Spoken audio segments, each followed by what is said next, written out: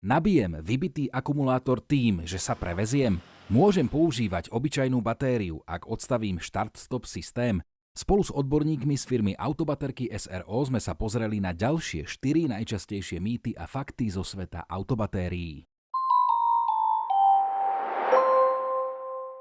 Každý z vás to už minimálne raz zažil. Je studené ráno, nenaštartujete. Od suseda si požičiate štartovacie káble a pomocou jeho auta naštartujete to svoje. Hovorí sa, že sa stačí na aute previesť a batériu dobijeme. Je to pravda?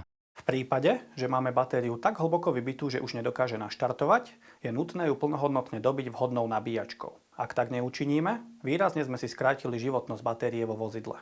Len pre zaujímavosť, ak by sme chceli batériu plnohodnotne dobiť len pomocou jazdy na vozidle, čiže pomocou alternátora, museli by sme učiniť minimálne 20 hodín dlhú jazdu, v závislosti od počiatočného stavu a kapacity akumulátora.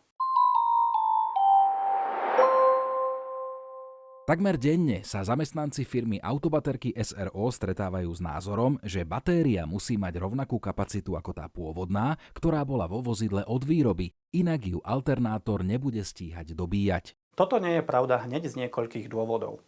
Či mám vo vozidle batériu s kapacitou 44 alebo 60 Ah, pri štarte z obidvoch batérií spotrebujem rovnaké množstvo energie a tým pádom musím rovnaké množstvo energie do nich aj následne dobiť. Taktiež aj staršie vozidlá s nízkoobjemovými spaľovacími motormi majú alternátor s výkonom minimálne 70 A, čo v praxi znamená, že dokážu dobiť akýkoľvek akumulátor nezávisle na jeho kapacite.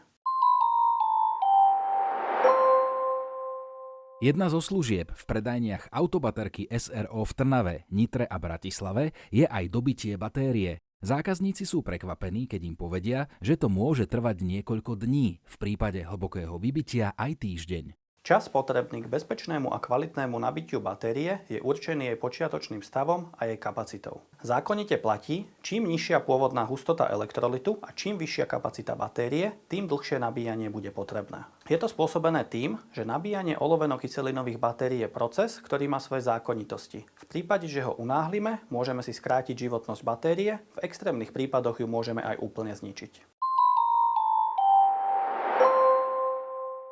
Máte auto so štart-stop systémom. Každé vypnutie motora na križovatke či v zápche vás otravuje a tak dáte tento systém v servise vypnúť. Často sa stretávame s tým, že zákazník povie, že on má štart-stop systém odstavený a tým pádom nepotrebuje batériu pre vozidlá so štart-stop systémom. Avšak vypnúť sa dá len samotné vypínanie motora pri zastavení. Ale to nie je jediný dôvod, prečo tieto vozidlá potrebujú iný druh batérie. Ďalším hlavným dôvodom je, že tieto vozidlá sú vybavené tzv. Inteligentným alternátorom. Klasický alternátor dobíja neustále nižším prúdom podľa aktuálnych otáčok motora. Zatiaľ čo ten inteligentný je väčšinu času neaktívny, tým pádom šetrí palivo a začne dobíjať až v momente, keď mu riadiaca jednotka dobíjania, tzv. Battery management, povie, že je nutné dobiť batériu. V tom prípade dobíja krátku dobu vysokým prúdom a toto je presne ten dôvod, prečo tam nemôžeme umiestniť klasickú batériu. Nebuďte prekvapení, ak s príchodom jesene ráno auto nenaštartujete. Navštívte predajne firmy Autobaterky SRO a nechajte si skontrolovať aktuálny stav vašej batérie.